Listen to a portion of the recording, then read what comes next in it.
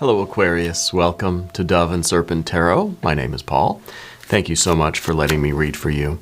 If Aquarius is your sun, moon, or rising sign, this is your tarot card reading.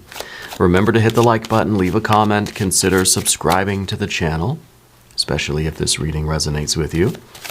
If there is anything you would like me to pray over, or meditate upon, or send positive energy toward, please let me know.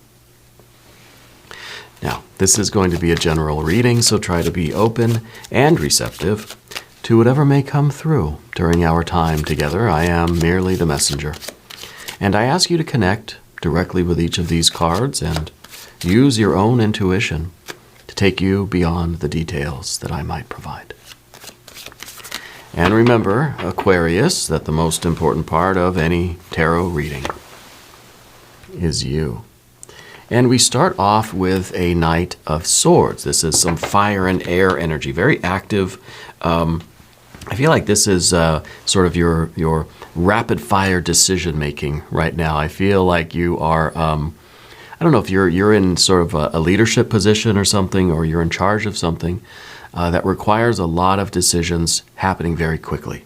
Okay, I feel like you're the kind of person that doesn't need a lot of deliberation, that you trust in your sort of instinct, and you're sort of, you're able to react to things and respond to things sort of in real time. You don't need a timeout to go think about it and do the math and write things down. You're just able to kind of improvise in a way, So I think you're very good at that.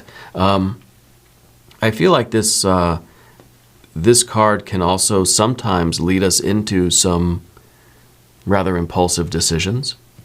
That sometimes we do maybe make a choice without enough deliberation or enough sort of thought behind it, enough analysis. Sometimes we got to do the math. But I think for the most part, this energy works very well for you. Okay? We need to put this into some context. I want to know what are these decisions that you're making? What is the situation that you're in now, where it feels like things are happening very quickly? So maybe there's just not a lot of time for you to contemplate or meditate or mull things over, right? You kind of got to do the math in your head, and maybe it's like I'm just going to sort of guesstimate. I don't have time to get the calculator out. I'm just going to sort of round up a little bit, Let's see what's going on here. Let's put some more cards around this one. Now we got a knight, two knights, and they're battling. Knight of Cups, Knight of Swords. Heart and mind. And it could be that they're clashing right now. That the mind wants to make these decisions, that the heart is kind of saying, I want to make these other decisions, and they're sort of... They're battling for dominance, battling for control. Who actually is going to direct the behavior, right? Who is going to actually initiate the choice and move forward in their chosen direction? Now we got a lot of water energy now. We've got some earth, a little bit of practical energy, and we've got the sun. Interesting. The sun could be talking about a fusion of heart and mind together into one, right? In the East, the heart-mind is sort of one. It's one function. It's one center of intelligence or consciousness in us. And it's only really here in the West that we try to separate them. Heart and mind, thinking and feeling, and they're battling it out, right? Maybe they don't have to battle, right? Maybe. Let's see. Empress energy. Fool energy. Devil energy. Are we going to do it? Is it going to be another major arcana? No. But the Three of Wands is good. Three of Wands is even better, because I think that's showing like this is something that now we feel unified about, right? The Three of Wands is your identity. It's your will, your heart, and your mind functioning as one wand, one ace of wands, really, that's been split up into three component parts for analysis. Okay? And really, I think what we're talking about here is the fusion together of what the body sort of wants, the physical intelligence, mental and emotional, and how we're able to fuse those three together into one core identity and one will, one decision, one direction forward. One direction forward. It's kind of like your body, your heart, and your mind are going to all want the same thing, all be on the same page. And I think what we want is the major arcana that we see here. And of course, all these together is a very, I mean, it's pretty extra here, right? That you're getting the, and maybe this is it. Maybe it's the body, the mind, and the heart, or any particular configuration. We can say heart and mind and body here. Whatever it is, I feel like you're kind of getting all of it. Like this feels pretty extra, you know. Let's select the mystery card, bonus card, confirmation card. This is a random card from the Smith-Waite Tarot. This is the factor infinite and unknown. And let's see. There we go. We're just going to set it down over here with I almost flipped it over. It's my instinct to flip them over. We're going to put Frankenduck right there. We're not going to look at that card until the very end, but it will tie everything together and it will give us the confirmation that we need at the end of the reading. If you have a prediction for that card, please put it down in the comments. Let's do it together. Let's make it a group exercise. All right. Let's look around the room one more time. We know we've got our major arcana here, which I think is the fusing together, the realization of how on earth you can have everything you want, right? Your body, your heart, and your mind can all get their desires, can all have their fulfillment. And this is the realization, the dawning light of awareness that, hey, it's possible that everything can come together in one single path. And it's sort of a unification that's happening within you. Major arcana, we've got fire, we've got water, water, water. We've got our air kind of right in the middle here. And I think the air is really the big, it's kind of outnumbered in a way. But I think that this is really about, it's about a life path. It's about these different functions within you, these different kind of psychic bodies, right? The physical body and the mental and emotional bodies. They're all sort of aspects of your soul. You know, I try not to view the body as merely a vessel or merely a container of the psychic energies. I feel like it is just the densest of the soul, the cellular energies, but it is of the same substance. It's just kind of a thicker mass of that energy, right? So I think it's all part of and this really is a way for you to unify your path and I think move forward in a direction that is absolutely right for you. And I mean, I think it's extra, right? Because a lot of the time we pick a path in life or we do something that maybe feels right in our heart, or it feels right practically or physically, or it satisfies a physical need or a physical desire. But maybe, intellectually we're just like, it doesn't really compute, but okay. Or sometimes it's the heart that maybe feels left out, where the heart's saying, well, it's good for the body and it's good for the mind, but I don't feel it, or any combination of these kinds of things. I think right now it's your mental energy that might be the one sort of saying, look, this computes. This is the way we're going, kind of talking to ourselves a little bit here. This is how we're going. This is the direction forward. This is what we got to do. And maybe it's the heart that sort of feels a little bit left out, and that's why we've got this water energy that's kind of saying, hey, what about me? Because something may seem very practical on paper. It seems good. It's logical. It's going to be the plan. It's a good solid plan. It's going to lead to where we want to go. It's going to give us the life that we want. But the heart's kind of saying, I'm not feeling it. I don't feel passionate about it. I don't feel in love with it, right? Logically, maybe physically and intellectually, it seems like a pretty good bet, okay? And so, of course, it feels as if the heart and the mind are sort of battling for who gets to make the decision. Who's going to lead the charge here? Is it going to be the intellect, or is it going to be the sort of emotional, the passions, Underneath the surface, we've got the Six of Cups. I think it's showing that everybody on your team, right? I'm looking at this as more of an internal environment, a psychic sort of phenomena that's happening with you, but we really could be talking about different people out in your life, right? Could be one person's thinking very practically, one person's thinking with their heart, one person's thinking with their body, It's like the logical, the practical, and the emotional functions.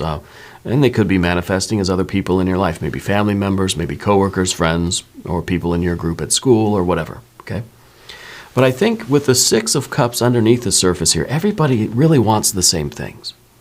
And this is a group of you that I think, and again, whether it's an internal group, it's a psychic phenomena, or if it's something happening in the external world, I feel like everybody really just kind of wants to get along.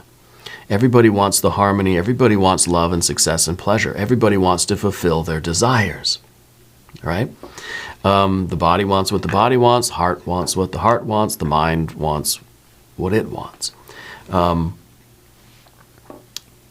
Can all three achieve satisfaction on the same path? And I think that's the important thing. Maybe this is a collaboration, an artistic collaboration, right? And maybe there's three, maybe there's more of you, but it seems like everybody kind of has a different idea of how to get the satisfaction, of what it's going to, let's say we're in a band, and everybody kind of wants the music to sound a different way. That I really like I really like the rock and roll. One person's a little more jazz, one's a little more country, one's a little bit more hip hop, and it's just like, what do we do? That'd be a pretty crazy fusion, right? It's probably been done, actually. I don't know. Maybe Post Malone or something does that kind of stuff. I heard he's a fan of the channel too, by the way. Shout out to my boy Post. But the idea here is how do we all, again, if it's internal or external, how do we all achieve the satisfaction in this situation without having to go our own directions, right? It's kind of like, if it is within you, you can't have, three different commitments and there's something now for the body to do. The body has its thing, mind has its thing, heart has its thing. I feel like that's too disjointed. That's not going to create a really harmonious band, right? If everybody's playing their own way, how do we get it to work? And that's what we want. We want it to be one ensemble. We want it to be one harmonious group, right? Rather than everybody doing their own thing, we just happen to be doing it on the same record or whatever, or, in the same life. So that's what I feel there. But with the Queen of Cups here in the background position, it seems like it kind of seems as if the heart energy is sort of new on the scene, but it's coming from a very ancient place. Okay? And I think maybe your life has kind of been going quite well with you making some sort of rational decisions. I think informed by spirit. You're a very intuitive person anyway. But there wasn't really a lot of these deeper desires that are coming forward, right? In order, I'm trying to find a way to explain this that doesn't really sound too crazy. I feel that you've given more priority to the intellect and its relationship with spirit, okay? Rather than letting the heart take control with the heart's relationship to spirit. See, the heart is going to interpret spiritual energy in a different way. The mind is going to interpret spiritual light, energy, messages, whatever, in a different way. The body is going to interpret, spiritual messages in its own way. I feel like your way lately, usually, has been through the intellect, through this sort of a logical, almost rational conversation with your guides or your ancestors or guardian angels, that sort of thing. Okay, and this is how you've usually been moving forward. But there's something creeping up from your past, from your childhood, from this very very primal or very primitive sort of energy in you And it might be something from a past life, it might be something from early childhood of this life, but it's this heart energy that's saying, look, I've got needs too, in a way, right? And in a very practical way, you're realizing that, you have this need for a certain expression of love.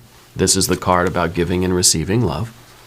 That you have this desire to express yourself creatively, emotionally, and passionately, and you want to receive that from other people. This is, in a way, the intellect wants to do its thing, but the heart wants to go and have passion and romance.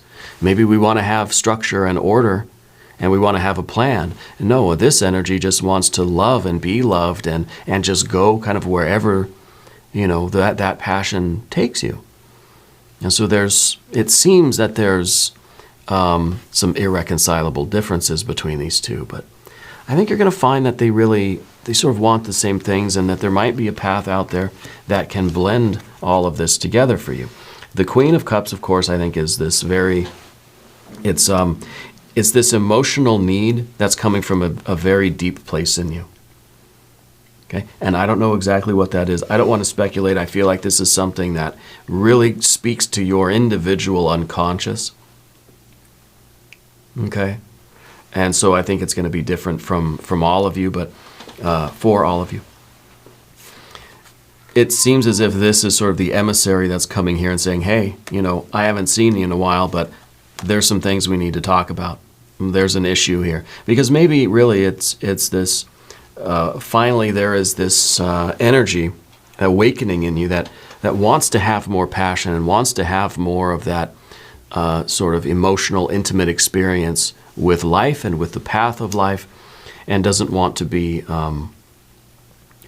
have to take the back seat anymore. And, it's kind of like the heart's just being thrown some scraps when the intellect really has the control over things. Yeah. Now, what about the body? We got the Queen of Pentacles up here. Now, she's always looking at the past. This one's always looking at the long and winding road that it took to get right here, right now. So in a lot of ways, the body is one of our very first sort of information processing systems that we have, right?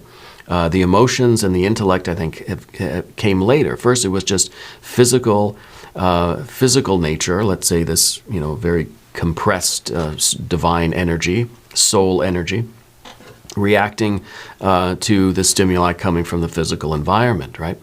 So the Queen of Pentacles is the ancient one of the ancients, a vast sort of primitive network of physical matter that has a lot to say, that's been through. I mean, this is this long winding path. It's not just you from the time you're born up till now and the sort of path of your life, but this is millions, billions of years into the past, infinite past, really. And so there's a lot of wisdom here. Anyway, that's the point. The body holds a lot of wisdom in it, and I think that in some ways, the Queen of Wands has these very primitive but powerful needs of its own. I mean, we think of something like just breathing air, right? The metabolism and the need for food, but really I think water, like the air and water, like the number one, right?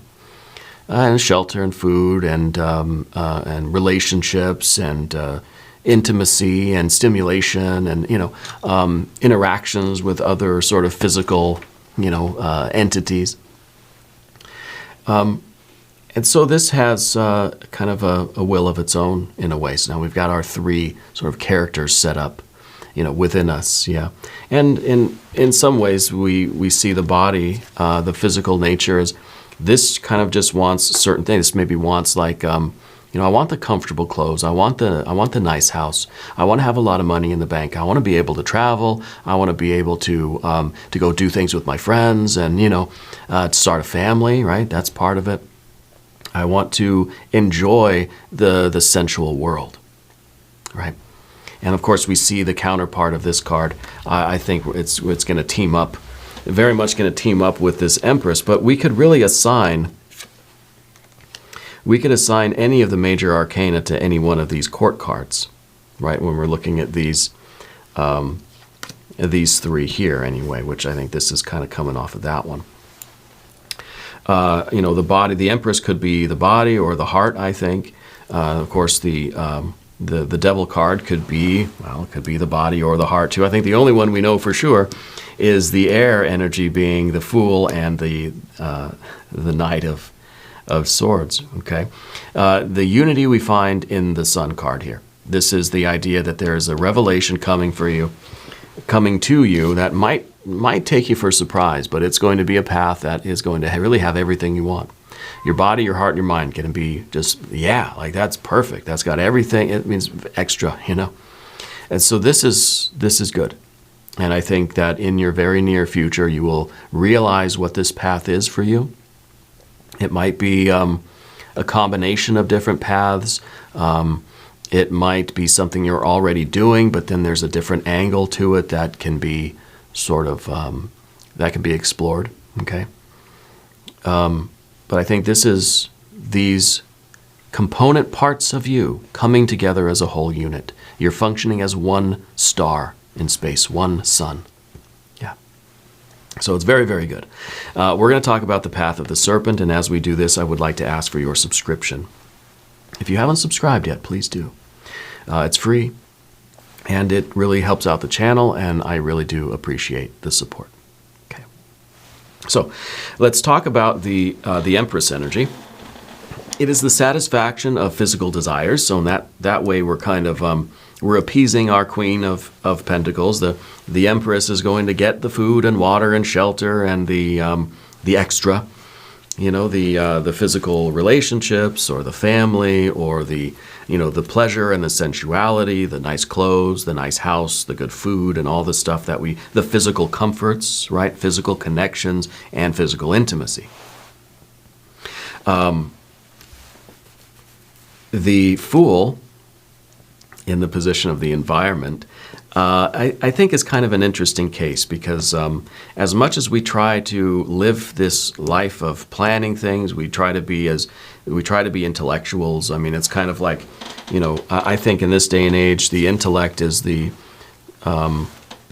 considered, rightly or wrongly, I'm not expressing an opinion here, but rightly or wrongly is considered to be the zenith of the spiritual evolution of human beings, right? Our ability to think and be self-aware and to process information and to share information and to, to abstract the information and all this kind of stuff. It seems as if the intellect is being championed as the latest and greatest development of our souls, But when we see the Fool, we kind of are reminded that it's kind of all meaningless anyway, right?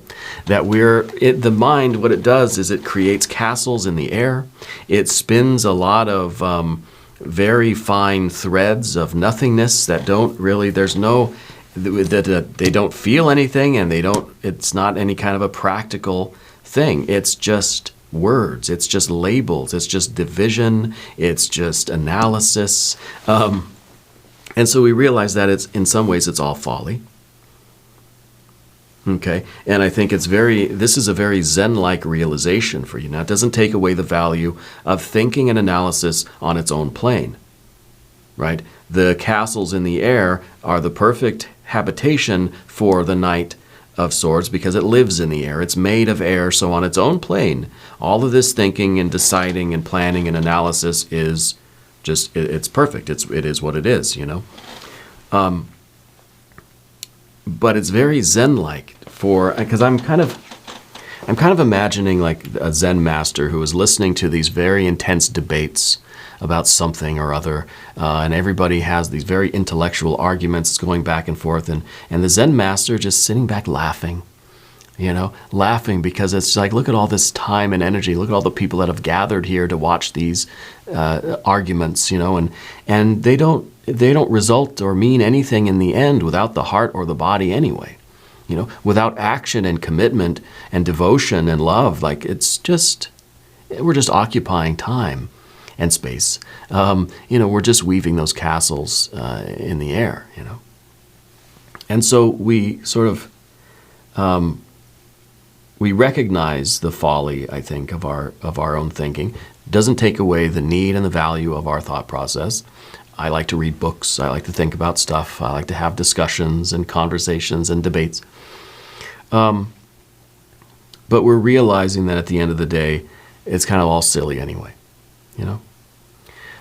So I think that this is, in some ways, the corresponding, player in our little story here, the Knight of Swords, is finding satisfaction in this path as well.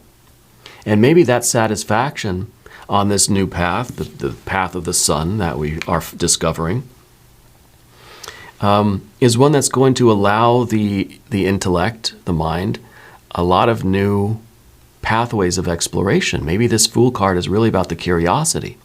That the mind wants to weave these castles in the air and do all this exploration and the mental, acrobatics and things. And maybe this new path is really going to provide a lot of data, a lot of things to learn, a lot of things to sort out, a lot of things to put labels on. It's kind of like, there's a lot of, we're just going to, a lot of haystacks for you to go and search for the needles in. A lot of things to count and to sort, and it's almost like keeping a child busy, not with the needle thing, not with the haystacks, but it's a metaphor, obviously. But for sorting out, let's sort out all the shapes and all the colors. Let's put all the teddy bears over here and all the bunny rabbits over here. And the mind likes to do that. And so this is a path that's going to give you a lot more opportunity for exploration, new ideas, right? New opinions, new discussions, new debates, a lot of learning. It's the Fool always wants novelty, always wants to satisfy the curiosity. And to be able to say, okay, I did that, I know what it is, I got a label on it, now what's next, right? And so this is a path that's going to satisfy that sort of desire too. Next, finally, we've got the Devil card. This is, I think, that driving force in you.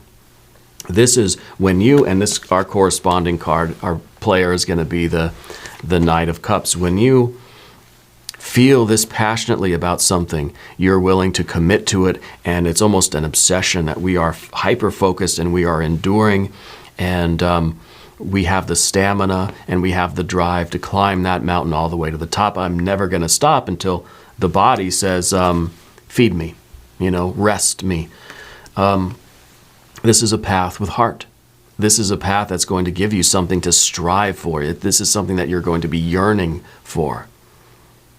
Okay? It is something for which you feel intense devotion, where you're willing to give it everything you've got, sacrifice everything that you have to achieve this, to continue on this path. So it's kind of like we need the checks and balances of the heart, the mind, the body, all working in tandem with spirit. Spirit's the glue in this case, holding everything together, the sun that's fusing all of this. But everybody's looking out for each other. The heart's going to just keep going. Like you've got this, they say, when someone is really enduring the hardship and really going after their goal, that person has heart. Like they're not quitting no matter what. They're running themselves ragged, but they're still in the game. That's a person with heart. We've heard that expression before, Until the body or the mind have to say either it's 5 o'clock quitting time, or the body says, hey, I got to sit down. I've sprained my ankle, or I'm hungry, thirsty, or whatever. And so this really is, there really is a harmony that's being created in you. And I think this is exactly, and we see a lot of the correspondence here, especially with the Sun card and the Six of Cups, because the Six of Cups is all about pleasure and satisfaction. And indeed, the Sun is corresponding with the number 6, right? So all of the sixes are intimating a solar energy. And so these two cards correspond, okay? So we're finding a way for every component part of you to be satisfied, to be part of the whole, to feel like they've got an investment in this game, and that they've got, that they've got an equal voice inside of your soul, right? And this, we could convert this to a group situation on the outside, family members, friends, a workplace kind of thing as well, right? We're finding a way for everyone to be happy. And everybody gets what they want, while us as a group are achieving what we need to achieve. And collectively we're getting what we want, while each component player is having their own version of satisfaction too. Yeah. And that to me is the unity that we need.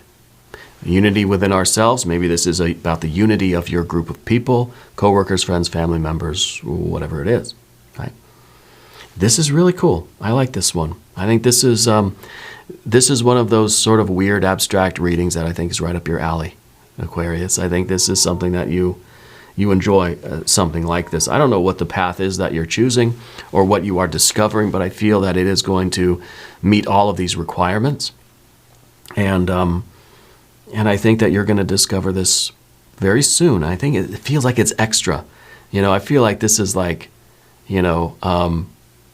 I don't know. I feel like not a lot of people get this kind of an opportunity to do something that is so full, I guess, I want to look at the mystery card. Speaking of full, maybe this is going to be a 10 of, 10 of anything. But I kind of don't want it to be a small card, a minor arcana. I don't want it to be a fire, or I don't want it to be water. Maybe fire would be good. Fire would be okay. But kind of thinking it's going to be a judgment card. It's fiery energy, but it's kind of like the wake-up call. Maybe it'll be a tower. That's fiery energy too. Mars type of energy.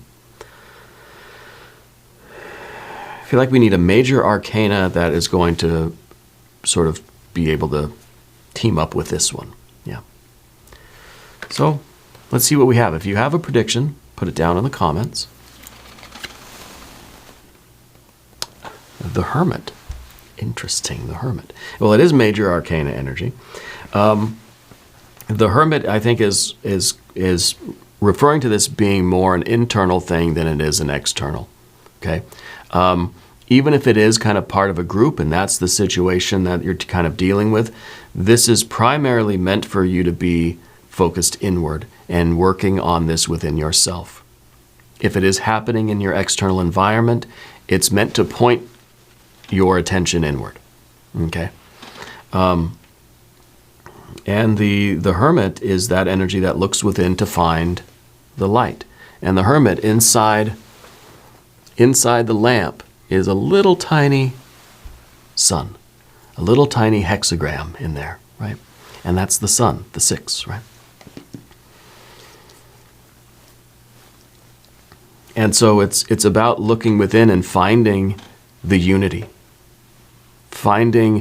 experiencing the revelation, the dawning of this spiritual light that will show you the unity here. Right? Because it may feel like you're sort of being pulled in all these different directions within yourself, but there is a unity there. And the Hermit, I think, is taking time away from the world in order to discover that unity. And maybe this is, about the group of people around you too, that maybe you got to take a little step back to find the dawning of this light.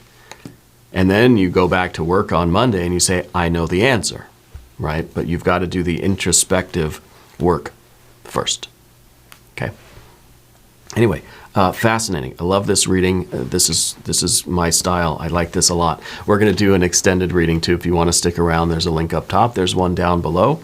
New readings for Aquarius, Thursdays and Sundays. Be sure to watch both readings. If you haven't subscribed yet, please do. It is totally free. It doesn't cost anything.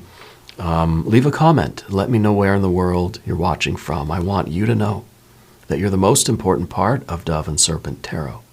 I thank you and I love you, and we're all in this together.